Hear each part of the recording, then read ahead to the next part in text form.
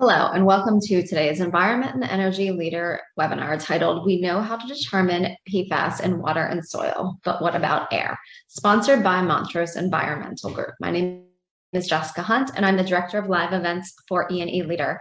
First and foremost, thank you for being with us wherever you are in the world today. In case you are unable to join us live, this event will be available on demand within a few hours. If you are having technical issues, please troubleshoot using the help widget at the bottom of your console. If you are still having issues after performing those steps, feel free to send a message to me using the Q&A widget that is open on the bottom of your screen.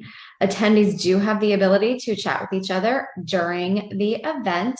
To utilize the attendee chat feature, you may have to double click on enter your message. Please say hello and let us know where you are joining from. If you have questions for today's speakers, please submit over the next 45 minutes or so. We will do our best to answer each question before the top of the hour, but if we do not get a chance to answer your specific question during the event, a member of the team will follow up with you as soon as possible. It is always great to work with the team from Montrose and Environmental Group. Joining us today are two incredible speakers, Blake and Brian. And at this point, I'm going to turn the presentation over to Brian and Blake, and I will be back to wrap up everything at the top of the hour. Excited to be here today talking again on PFAS, specifically in the air. And we know how to do it in the water and soil, but air is kind of an unknown landscape. So hopefully you find that this webinar is informative and you get some good information out of it. We're excited to be here. So once again, my name is Blake, working with Brian, and these are our pretty headshots. Okay, we'll dive right into it. So a little bit of an overview before we get started. Of course, we're going to be talking about PFAS in the air. And one of the, well, I shouldn't say one of the mission at Montrose is to protect the air we breathe, the water we drink, and the soil that feeds us. And I think that is so important in today's landscape, especially with this PFAS stuff, because PFAS, quite frankly, is just about everywhere. It doesn't matter. It's in the water, it's in our food, it's in the soil, anywhere you look. It's a part of our life at this point. So we will have a focus on the air aspect of it today, but do understand that it is such an impactful thing, and that's why all eyes are on PFAS. So going from there, we'll talk about the methodology. It's currently OTM 45 is the EPA's go-to air testing method. We have a case study to discuss, and we want to kind of conclude with what you should be looking for in a vendor to make sure that we're really hitting this out of the park and we're getting good, accurate results for your testing program, because data quality matters. We do have a live Q&A at the end, so please, as we go, feel free to jot down some questions, submit them. If we don't get to your questions in this time allotted, please call, email Brian or myself. We'll point you in the right direction. We are in this together, so I think ourselves, we have questions too. So it's good to get together on these subjects because it is constantly changing, and change is a good thing. So it's that adapt or die mentality. We need to all be on the same page with this. So PFAS in the air, how do we get the actual data from a stack, right? Well, we do that largely with stack testing or performance testing, source testing. There's a whole slew of names that go with it. If anyone's ever sat in one of my webinars or presentations, they've probably seen this image before. So bear with me, but I do appreciate this image a lot, and it means a lot to me because I do come from the operations side of the business, where I've been able to travel all over the globe doing testing on all sorts of sources. And it never ceases to amaze me of how tough this industry actually is. The folks that are out there stack testing are some of the most amazing people, hardworking individuals. And they're doing this for you, the customer, to get really, really low numbers. So in this image, you can see a 5-gallon Home Depot bucket, right? And to you and I, that Home Depot bucket doesn't really allot to much. But to a stack tester, that bucket's important. It brings up water, ice, but it puts a lot of weight in that bucket. And it's one thing to lift a bag of ice when you're on the ground, but you put it a couple 100 feet up in the air, or even just 50 feet up in the air, and you add some wind, rain, snow, sleet, hot sun, you name it, all weather conditions. The stack testing folks have to get it up that stack. And it's amazing. If you look at the image too, you see the monorails, the pumps, the glassware, the probes, the heated sample lines. There is so much equipment that goes into a stack test to get really low numbers once again. There's a lot of variables. Things can go wrong, and we generally joke in stack testing, if things can go wrong, they will, whether it's a process upset or something breaks.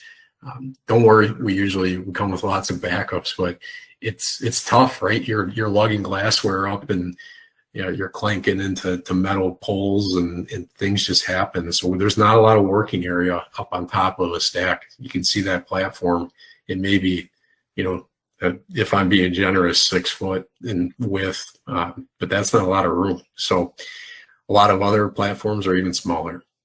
So this is more or less a general thank you to anyone that's in the industry that works with stack testing, has had stack testing at their site before. If you're an EHS person, this is a tough industry on all sides. So I mentioned that we're in this together, right?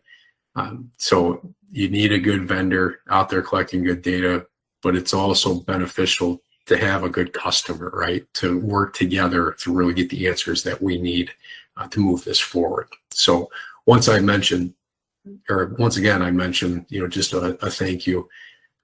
There is an individual in our company. He's a good mentor. His name's Bob Finken. Some of you may know him. And Bob, I do apologize. I beat this one up a lot, but Bob's got a lot of really good, funny expressions and sayings that revolve around stack testing. And one of my favorites is stack testing is the only industry that we know where you actually start at the top and you work your way down to the ground. And I always chuckle at that because that's how you climb to the corporate ladder of stack testing. But I will mention too that, once you get down on the ground and you're running that trailer and you've got state folks and, people asking questions and you're managing a test crew, you'll sometimes find that the project managers are like, man, I wish I was back up there pushing a probe. So as I say, sometimes being at the top isn't so bad.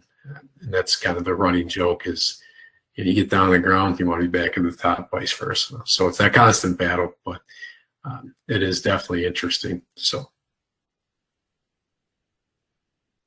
moving into a timeline. Now, I'm not going to beat this one up. Most of us have seen probably hundreds of these at this point and kind of hit that snooze button when you get to the timeline of PFAS. But it is important because we do need to know where this kind of started from and why it's so important.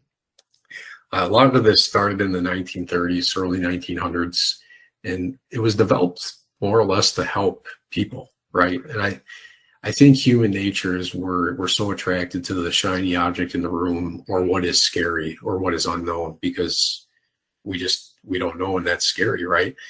We want to know everything, and it's just not possible. But what we should take away, and I've heard this, a woman in Montrose named Martha Mayer said this, and it really struck with me too. PFAS were designed to help people. They were made for beneficial reasons, and everything from nonstick cookware to paints to coatings, packaging.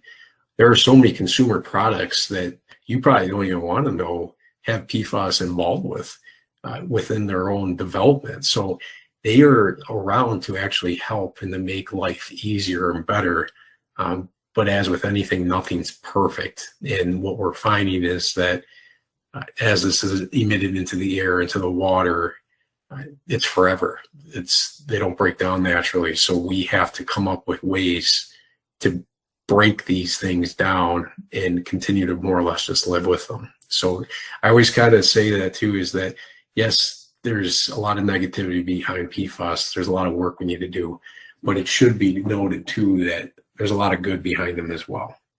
So as with a couple of the waterproof coatings and such, of course, we have AFFF, which is a firefighting foam, and a handful of others, but there's a lot of purposes that PFAS were designed for to make life just easier. And this kind of feeds into the fundamentals of why PFAS, right? Can we use just something else? Well, I'm sure we can come up with something that might not be today, it might not be tomorrow, but for now, there's good that comes with them.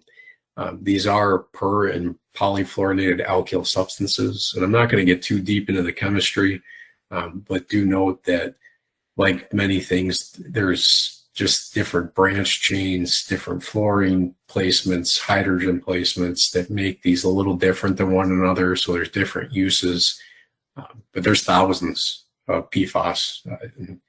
What we know in the air testing side is we can get about 40, maybe 50 of them pretty well.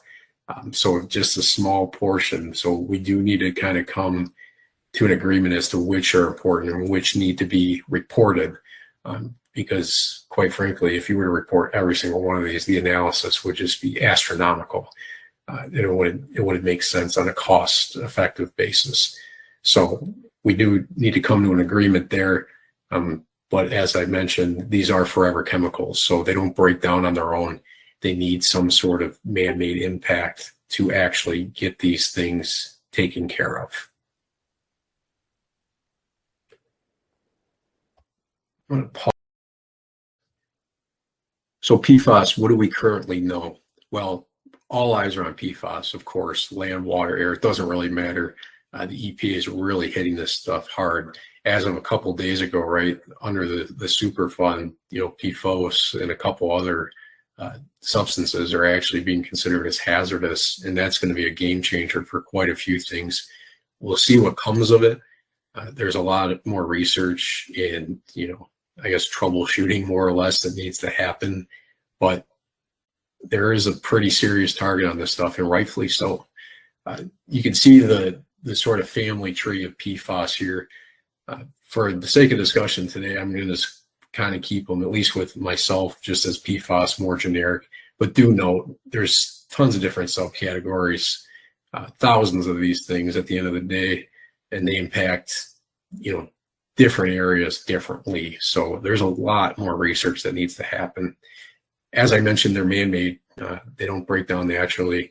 There are pollution control and water treatment, very promising water treatment things that exist that are working very well. We actually have a couple of these in-house at Montrose. Our ECT2 team is treating water very successfully. In terms of the air, we don't dabble really in the pollution control equipment. We more or less just test, but we have seen certain things that we think work pretty decently. And it's my opinion that it'll probably take a combination of things to really get this stuff down to zero. So we largely are testing for PFAS in manufacturing facilities, chemical manufacturing, being a little vague there. And of course, we're going to find these in fire suppressants. So I'm sure that'll change over time. But the biggest thing for at least me, my family and yours, are really the health concerns that stem from PFAS, right?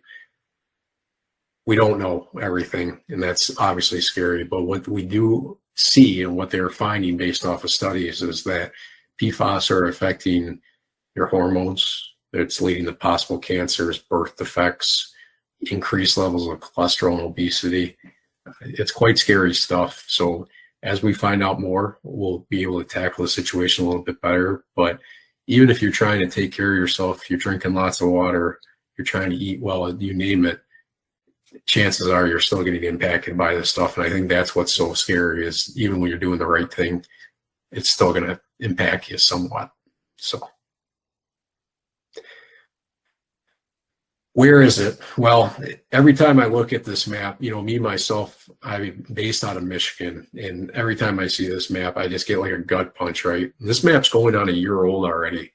And I'm sure there's plenty more blue and purple dots on this updated map. So this was taken from ewg.org. You can go on their website and take a peek at this. It's interactive. It's very interesting.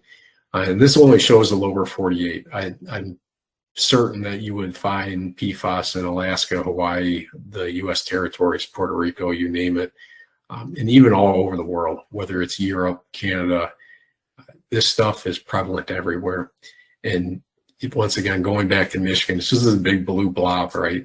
Being in the lower peninsula, you can't get away from it. It's in the drinking water. The purple dots are military sites, so you're almost always going to find them on the military site. And the orange dots are usually manufacturing facilities. So it's everywhere. It's all over the East Coast, North Carolina, California, and largely in areas with a lot of population, right? So for me, looking at this, I can't even imagine how many millions and millions of people are actually impacted by this stuff. But that's why it's so important that we really need to focus on it. And that's why the EPA is kind of putting all attention on this, because it's just everywhere. So this is a pretty generic map. I think a lot of us kind of understand this, but the next slide is interesting. So this kind of feeds into it. But from an air emission standpoint, PFAS move. And even if you have an RTO or some sort of abatement unit, pollution control in place, it's still going to be transported via wind, air dispersion all over the world. And that's what's alarming, is that this stuff can go pretty far. And I'll get to that on the next one. And what this does, right, is that it goes in the air, doesn't break down, and it's just deposited all over the soil, into the water, into wells, onto crops.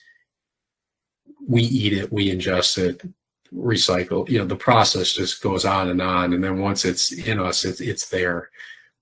So in terms of air, right, from a chemist standpoint, as an air scientist, air is so important because it impacts a huge area. And not to say that water and soil don't, but air just disperses, you know, based off of wind and all sorts of other factors. It can hit a large area very fast. And this is what this kind of slide, you know, depicts, is that a recent study has actually shown that PFAS can move up to 40 kilometers away from the point source. And that's a huge amount of distance, right? So if you've got someone, you know, I'll use Michigan as an example, and where, you know, wind is going in the right direction, we could be impacting, you know, down in Ohio, you know, a completely different state, or across the border in Canada, a completely different country. That's what's scary. And what, you know, a lot of people do is go, well, it's now their problem, right? Well, that's not the way that we should be looking at this. You know, we should be cohesively working together to solve this. So if your source or your facility is emitting this stuff, it's very likely it's impacting a wide array of things all over the plant's facility. Another interesting point is that they found that at near a point source, detection limits are about 1 ppb. And 1 ppb sounds like a really small number, and believe me, it is. But in terms of permissible limits for drinking water and such, a ppb is way, way too high. It's not even in the ballpark of being safe. So, you know, we're talking this stuff needs to be down to parts per trillion, and a ppb is a factor of 1,000 times more. So that's what's scary, is that if these are being emitted, it's likely right near your facility. And as for stack testing, you know, this kind of is going to tie into our OTM 45 discussion. You know, why stack testing? Why do we do it? In terms of the PFAS testing, there's a whole slew of reasons why we should be stack testing. Stack testing is amazing because we can get right into the ports, right at the source. There's no interference with the air, water, rain, nothing. This is the source and what is being emitted, and this is where the concentrations are. And what we find is that when we do a true stack test accurately and precisely, it actually will almost always help the customer out, because sometimes it takes the weight off their shoulders. It takes away that finger point of, oh, it's your facility. Because what we found is a lot of times it's not. And then we can take the data and say, hey, look, the facility is doing everything they can to get this stuff down. So let's not blame this facility. Let's kind of figure out what else is going on here. So largely for the PFAS testing program, I think the biggest takeaway here is going to be a lot of engineering information for this year. And that's tying into this next slide, which is some of the facts for current sampling in the air. And what we know is that the EPA is targeting numerous industries, numerous sources, and it's currently under US EPA draft method 1633. And they're looking at all sorts of things via regulatory reporting, sampling, and analysis. And what's really nice about the EPA is they're taking input from stack testing firms to make the methodology better. So this is more or less a learning year, and it's going to continue to be a learning curve for everyone.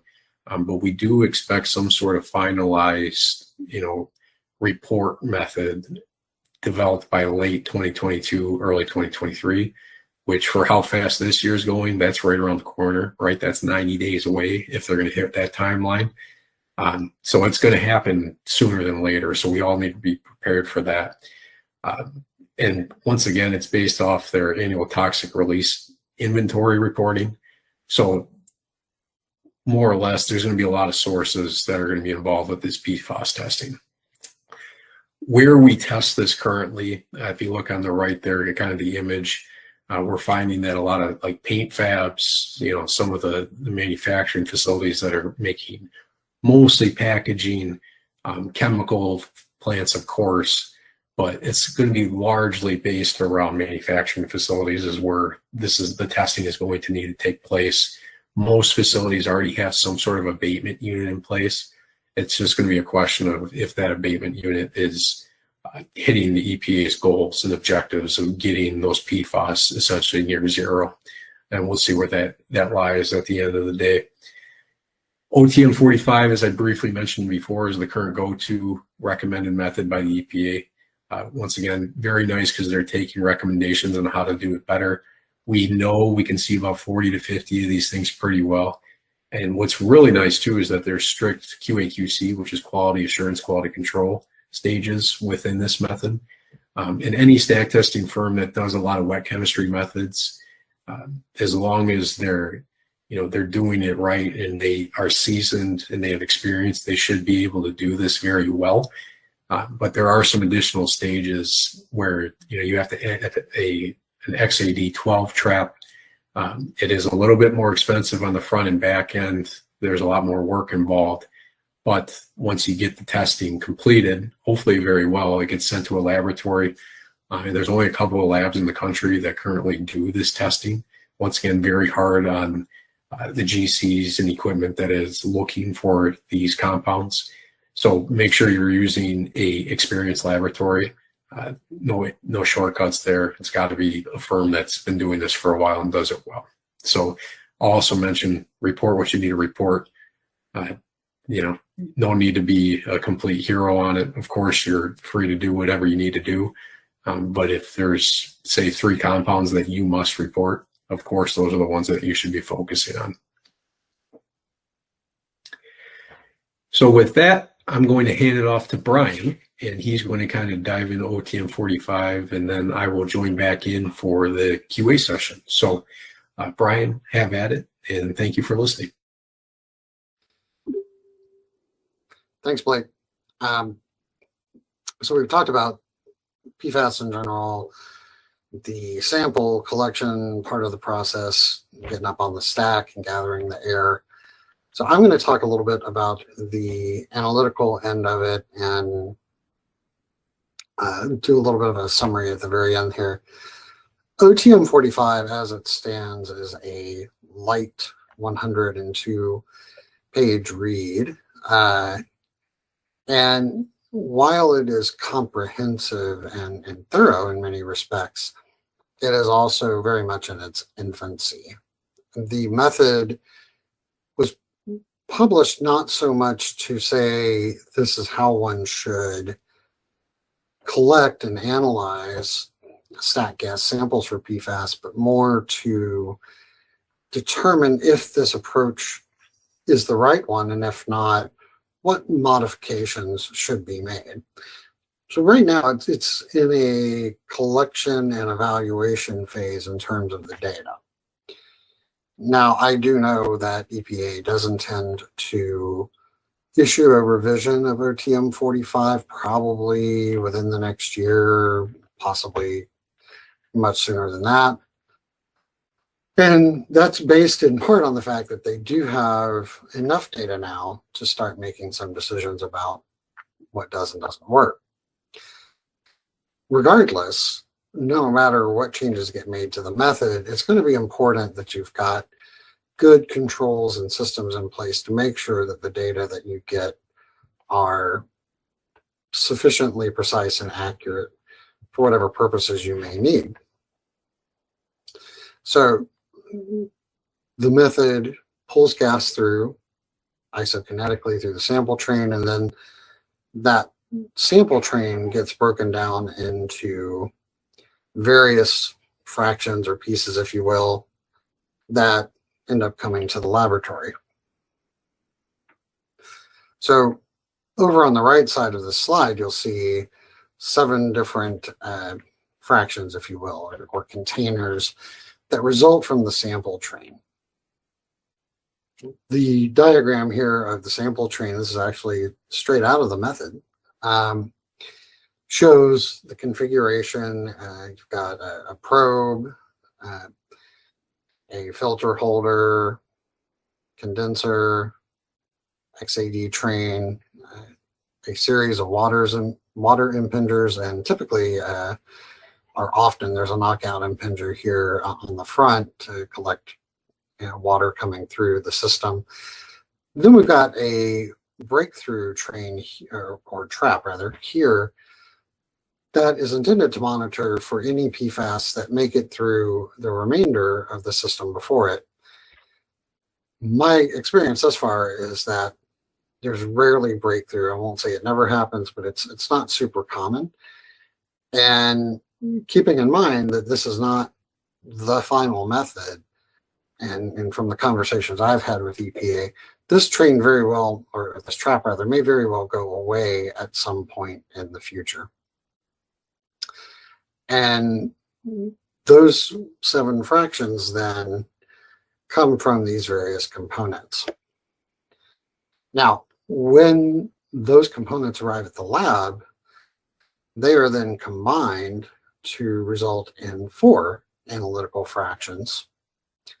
And at Enthalpy, we've chosen to call these the front half, the back half, the impingers, and breakthrough XAD, because it's pretty consistent with other terminology where a sample train of this variety is broken into different pieces. So the front half's your filter and the rinses of the probe and the filter holder. Back half is the first XAD2 module, as well as any rinses of the glassware post filter holder and the back half of the filter holder, literally. Then the impingers are the water and the rinses of the water from and the rinses of the impingers. And then, of course, there's the breakthrough XAD2 module. And those are the 4 fractions that the method calls for. Most people are analyzing the train components this way. There are, in principle, other ways one could combine them. We've had a couple of customers ask for that. But in general, this breakout is what most people are doing. So OTM45 has a lot of things going for it, and it's certainly a necessary starting point. I mean, you can't do any sort of measurement or data gathering without some kind of a method, and OTM45 was intended to fill that gap. It's there to provide a method for the collection of data and the evaluation thereof. That's all really there to help EPA make decisions, both about what kinds of regulations may be needed, if any, for point source emissions, as well as whether the proposed methodology in OTM45 is the best, the most appropriate methodology available. I'd call it a starting point. And it's certainly better than nothing, probably. There are some limitations to it, and we'll talk about that a little bit more towards the end of the conversation. One thing that's really important to point out, though, is that it is not a regulatory or compliance method. So when the method first came out, there were a lot of folks thinking that they had to use it, that they had to run things by OTM 45. And that, strictly speaking, is not true. It's not a regulatory or compliance method. Now, if EPA were going to issue an information collection request or something like that, then they would probably refer to OTM 45 if they were looking for PFAS. And if so, one would have to follow the method. But being that it's a brand new method in a brand new field, EPA understands that the method as is not really ready for even an ICR, but they had to start somewhere. And so it's not the final word. It, as I said, is definitely going to go through revision. I have been asked for my input. I'm sure some other practitioners in the field have been asked for their input to help EPA craft the best possible method for measuring PFAS and point source emissions. It's a reference point for sure, and it's not necessarily either the only or the best way to measure PFAS air emissions. In my conversations with EPA, we've talked about changing up some of the analytical end of things and how things are analyzed, as well as various particulars of whether even XAD2 is the best sorbent. I don't think that's going to change, most likely, but it's possible that the sample train could see a different configuration in a future revision. So it's just important to keep in mind that it is a set of guidelines, it's a starting point, it's a reference, but it's not necessarily how PFAS are going to be measured from point sources 5 or 10 years down the road.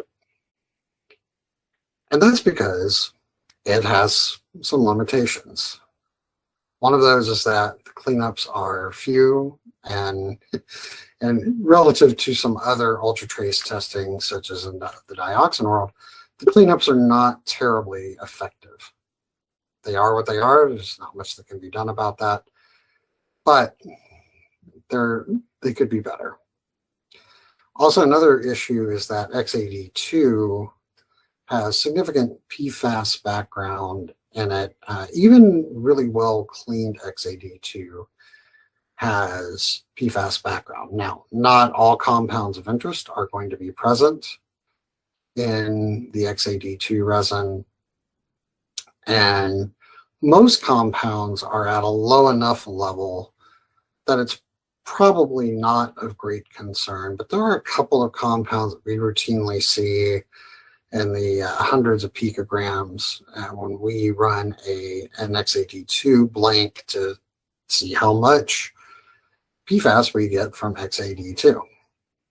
That said, based on the experience I've had, XAD2 does do a very good job of capturing PFAS emissions. Now, no one knows what percentage exactly is being captured, but some amount. And I think it's also really important to understand, and I keep kind of emphasizing this point, but it can't be overstated. It's early days, and this method is going to go through some changes, and we're going to find ways to make it better, for sure. Now, if you're going to be running OTM 45, there are some expectations I think you should have. Every sample train performed per the method ends up becoming 4 samples. And there's a lot of quality control built into the method. A good bit more than some other prior ultratrace methods, such as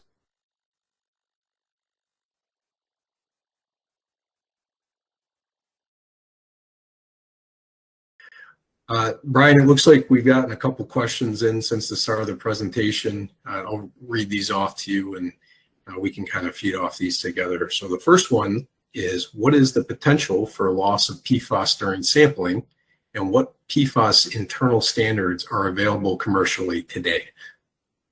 Oh, all right. So that's a good question.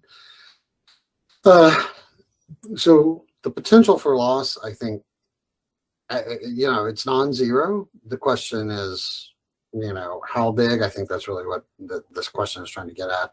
And the short answer to that is it's not well characterized yet. But to kind of answer the second part of that question, to help inform the first, there are some labeled standards available.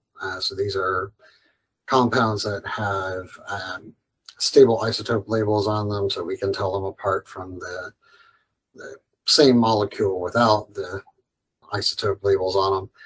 And those are spiked in to XAD prior to the sampling train components going out into the field. And then when the samples come back, we're able to measure how much of that spike remains in the XAD post-sampling. So preliminary indications are that generally we're getting 60+% of what we put in back, typically a little bit better than that. And it's not really clear, there's just not enough evidence yet to say that that's actually due to any kind of a loss. Unfortunately, there's no perfect system for measuring that just yet. We just don't have enough compounds, really. What we have are C8 compounds. So these are, 8 carbons, but we're not looking at 4 carbons. We're not looking at 14 carbons. We're looking at 8. So it's kind of incomplete information, and I haven't seen enough anyway to feel comfortable in saying, that we've got a definitive answer. So having said all of that and qualified the heck out of it, I'll say that, the preliminary indications from what I have seen is that there's not a huge problem with loss, which is a slightly different question than how good is the collection efficiency to start with.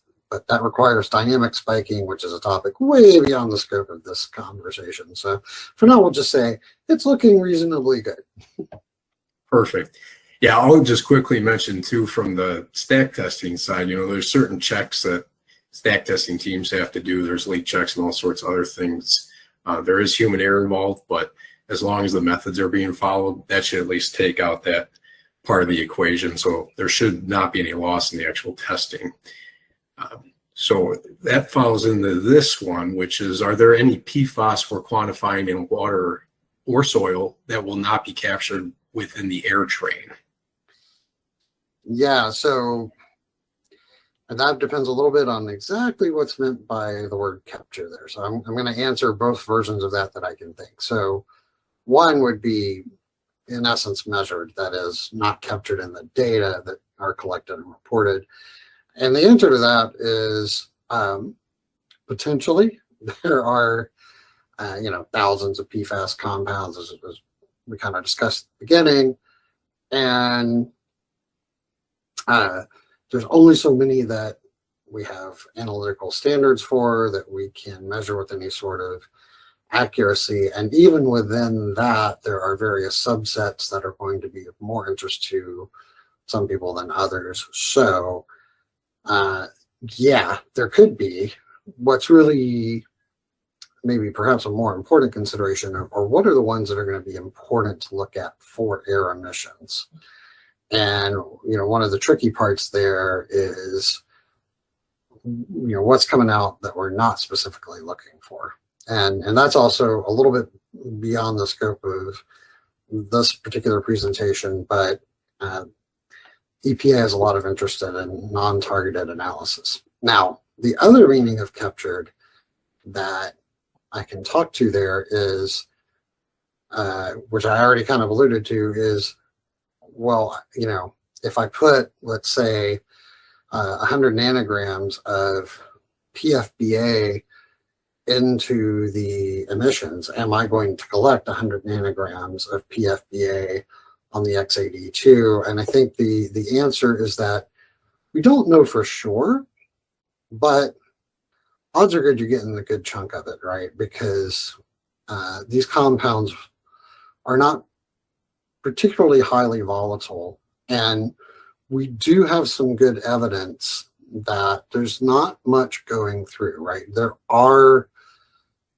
parts of the sample train that in essence would represent the breakthrough from the first XAD2 module. That's your impingers and your breakthrough XAD trap. And for the vast majority of samples that I've seen thus far, there's little, if anything, in the impingers and the breakthrough trap. So there's not a lot to suggest that under most circumstances, we're failing to capture anything that we're actually looking for. Because we will see it on the XAD2, but we won't see it in the impingers and the breakthrough trap. Awesome. And just for sake of time, I know we're kind of coming up on it. We'll answer a couple more of these. Next one we got is, what are the most promising pollution prevention options? And I know this is a fun one, so Brian, I'll let you start and I'll kind of feed off you. Sure. So again, it's a little bit of a qualified answer, but it depends on what we're talking about. So for PFAS specifically, I think it's really too early to know. So what I can say is I have seen data from multiple sites, and I have seen various effectiveness with the different air pollution control systems that those represent. Now, I further qualify it by saying I don't know exactly what air pollution control systems all these different sites had. But in general, what we're not seeing is a whole lot of any of the kind of standard list. Like if you look at the 40 compounds that make up EPA method 1633, for example, we're not just seeing a whole lot of that coming out of incinerators specifically. I have seen some stuff coming out of other sources that aren't incinerators, but incinerators by and large have been not showing a whole lot in the emissions, at least the data I've seen. So that, I think, is how I would answer that question for the PFAS specifically. The only other thing I would add is that you're definitely going to have an HF issue if you're incinerating PFAS. Yeah. So you're going to want a good lime injector or some other control mechanism for that. Yeah, and I think to feed into what you were saying too, this being so early in the whole process, this is very new for everybody, right? And I think what it's going to come down to, and this is just my opinion, it's probably going to take a couple of different pollution control mechanisms to actually really knock these things down to zero. So time will tell, but I think it's going to be a combination that's going to be the most useful. Yeah. And one further qualification there is, of course, it depends on what you're looking for, right? So again, one of the concerns with EPA is, what's coming out that we're not looking for. And that's an arena that has really yet to be addressed to any significant degree. So, yeah. Okay, we'll do one more and we'll wrap things up. So this one, can any of these test methods be applied to testing for the presence of PFAS in products? If not, do you know of any that exist? So yes. Now OTM45 is really specific to air testing. So I will say that I have seen it applied to tests of treatment technologies for PFAS. We've seen a couple of different ways that people have been attempting to treat PFAS, and they're wanting to make sure that amongst the other streams that might be putting PFAS into the environment, they're not putting it in the air. But I'm guessing that's not really where this question was going. So I'm also going to kind of hit the other end of this, which is consumer products. And for that, you're not really going to use OTM45, because it's so very specific for air. But there are other PFAS methods, such as EPA 1633, or our standard isotope dilution method that was based on table B15 from the DoD QSM. And really, any good isotope dilution method is going to give you good results here. And we have done testing on just a wide array of crazy stuff. Dental floss, Teflon tape, which may or may not have as much as you think. Ski wax, beer, you name it. We've tested all kinds of crazy stuff here for PFAS, and I'll avoid creating any panics by giving specific details, other than to say that some consumer products do have a significant amount of PFAS in them, and they may not be the ones you'd think. So, the real question is, how likely are you to be exposed in a way that's dangerous? I haven't seen much evidence of ingestible PFAS from any of the stuff we've tested, but we've only, as many things as we've tested and as wide and varied a group as that is, it's still a tiny fraction of all the stuff that's out there in the world. So, but I wouldn't be walking away from this this topic and this question in general saying, oh gosh, there's PFAS everywhere and I'm getting exposed constantly. I mean, to some extent you are, but most of that exposure is probably incidental. Now, having said that, I'm not a toxicologist, so don't quote me on that. Yes, yeah. We do have toxicologists within Montrose, so that's the nice thing. And right. The longer you do this, you mentioned, dental floss. It's news to me, right? So like we mentioned many times, we're constantly learning, and this is ever changing, right? So we're in this together. But just based off time, we're going to kind of end it at that question there. If there are any more questions that any of you may have, please feel free to reach out to Brian or myself. We'd be happy to answer that via either email or cell phone. You pick, we'll help you answer any questions you have. So with that, we'll kind of sign it off here and we'll hand it back to Jessica. And we thank you for your time, and we hope you found this very informative. So thank you all. Thanks, everyone. Thank you, Blake and Brian, as well as the rest of your team, for all of the work that you put into today's event. We look forward to working with Montrose again in the near future. And thank you to all of the attendees who were able to join us live today, as well as those who will be watching this on demand. At this point, I'm going to conclude today's webinar. I hope everyone has a wonderful rest.